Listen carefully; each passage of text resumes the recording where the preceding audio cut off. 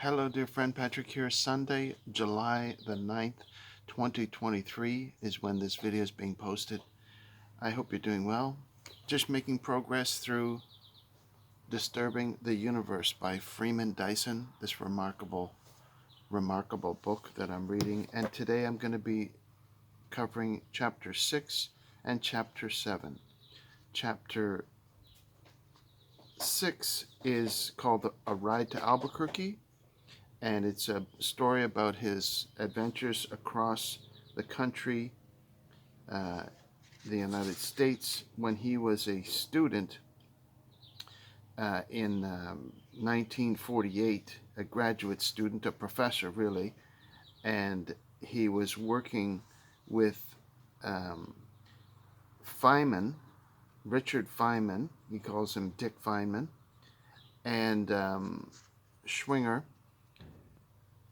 and working on those theories and putting together his own ideas and amalgamating them together. And chapter 7 is about his relationship to Robert Oppenheimer, the developer of the atomic bomb, of course, and his relationship with him when Oppenheimer was in charge of the Princeton Institute for Theoretical Physics, and he was Dyson was the visiting scholar from England, but was appointed, with a professorship there, and contributed greatly to the understanding of physics during that time. So, chapter 7 is called The Ascent of F6, and that's the name of a play that he saw, and he discusses in detail and compares it to the current life events that he's going through. And it's really a chapter about poetry and how his way of thinking at the time. But what jumped out at me from chapter 6, I can't try and reproduce these chapters for you here because they're very esoteric and they're very beautifully written. I'm just amazed at the quality of this guy and the way he's able to express himself through his writing. But I'm just going to share with you one small portion from chapter 6, and that's on page 66. I'm going to share with you from page 66 here that Freeman Dyson shares with his readers. He says, "During the Ann Arbor days, another beautiful thing happened. A long letter came from Munster, place in Germany, from one of the girls that I had got to know in the hungry time a year earlier. We had exchanged letters intermittently during the winter. She wrote in German, but the letter ended with a quotation from Yeats, famous poet Yeats, right? And the quotation that she wrote to Freeman Dyson is this. It says, 'I would spread the clothes under your feet, but I am poor and have only my dreams. I have spread my dreams under your feet. Tread softly, because you tread on my dreams.'" And he says here, "I wonder whether a girl to whom English is a foreign language could possibly understand how good that stanza is as poetry. I decided she probably understood. I promised myself I would tread softly." What an amazing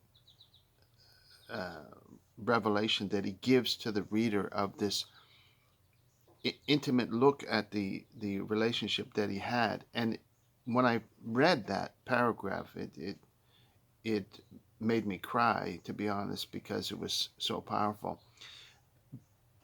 And to know that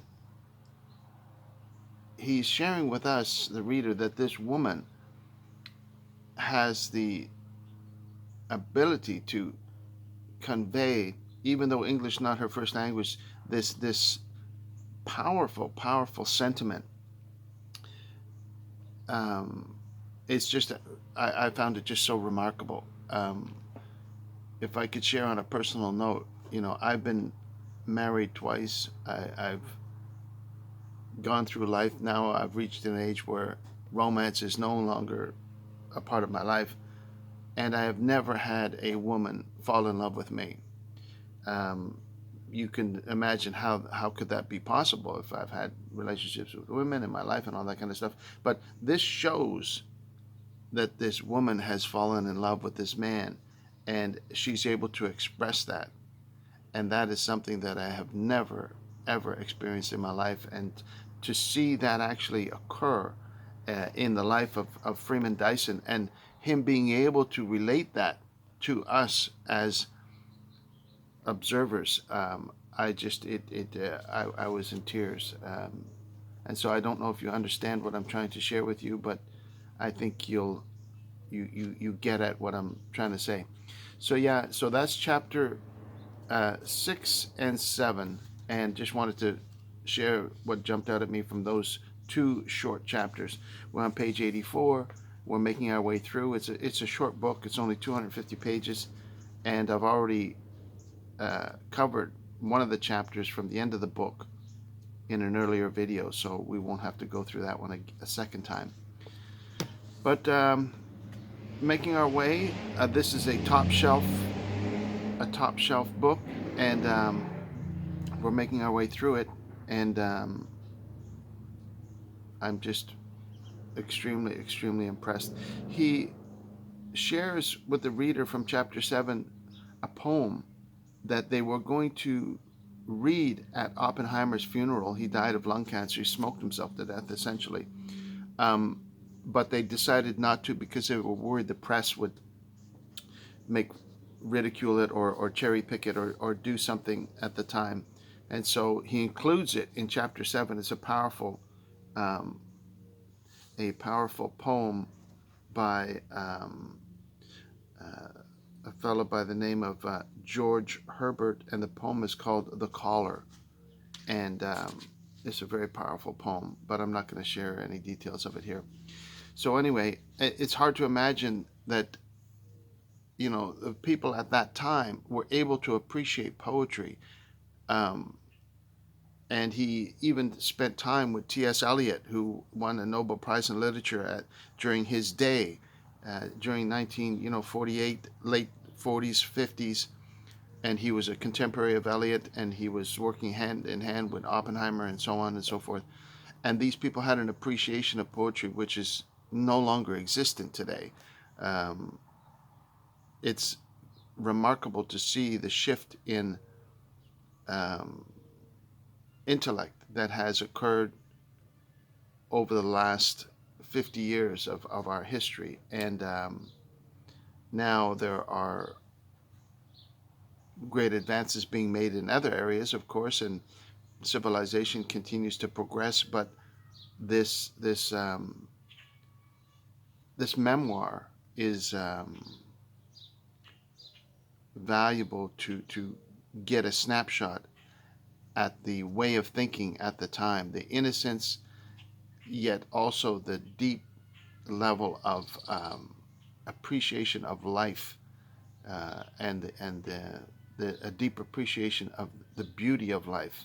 And yeah, so anyway, that's it for today. Sorry to drone on about that, but it's a very powerful couple of chapters, so I thought I'd leave that with you. I hope wherever you are, you're doing well. God bless you very much. I love you very much. I hope you're happy.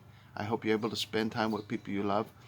I hope you're able to write your own poem and have your own life as a piece of poetry, that you can make something beautiful out of your time on this planet, because we are here for such a short time. So God bless you. Have a wonderful day. We'll talk to you again real soon, and be good. Get some fresh air. Take care. Bye-bye now.